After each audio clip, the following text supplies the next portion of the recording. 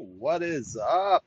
I've just been reading some news, and the most interesting thing that's happening right now in Canada, that distracting from the Leave Our Kids Alone protests that we had this past week, I guess would be Canada getting in a diplomatic spat with India.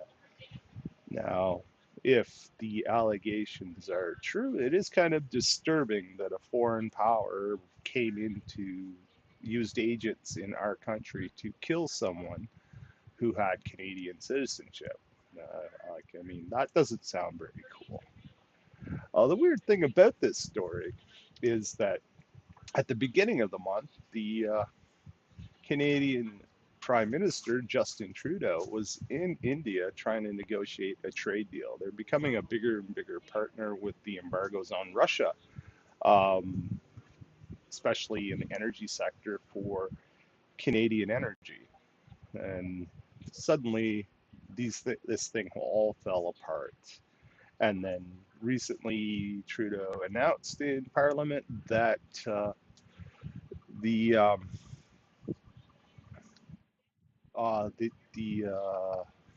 Indian government was involved.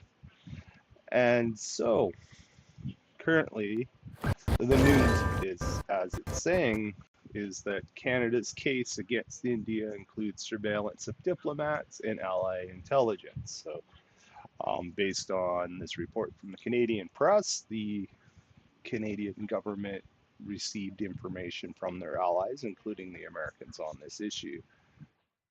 Now, at this time, the West is trying to keep India in their camp and not push them towards more support of Russia. India already imports a lot of oil and gas from Russia at the sanction mandated prices. And now this comes up. It's kind of interesting. And I think there's a lot of reasons why this story is coming up. First of all, the Sheiks, which was the religious sect that the gentleman Niger, and and then there's other Sikhs as well that the Indian government wants because they claim they are terrorists that are trying to force India to grant them an independent homeland called, I think it's Khalistan, in Punjabi province. So they want to separate from India. Now, Canada should be sensitive to that because, there was a huge row when French President Charles de Gaulle said, Viva le Québécois, viva the liberty of the Québécois, and the ongoing simmering debate about whether Quebec should remain part of Confederation or not. So it's kind of, I think, the same thing. Um, Sort of muddying the waters on this situation was that there was a parade in Burnaby, BC, where Sikhs had put in a float depicting the assassination of an Indian prime minister. This prime minister was assassinated by her Sikh bodyguards for standing against a Sikh independent homeland in the Punjabi province. India wanted the Canadian government to stop such protests and stuff that made India look bad. However, in Canada, we have a poor track record of stopping people from protesting anything, and for that, I'm glad. I mean, it's nice to be able to express yourself in public most of the time. That's something that we need to champion, whether it's for the Sikhs or whether it's for any other group. Now, so when Canada declined to take action on behalf of the Indian government, the allegations say that the Indian government took action on Canadian soil themselves. And as the result, one of the Sikhs was murdered in Burnaby. So this is where we are now. Now, why does this matter?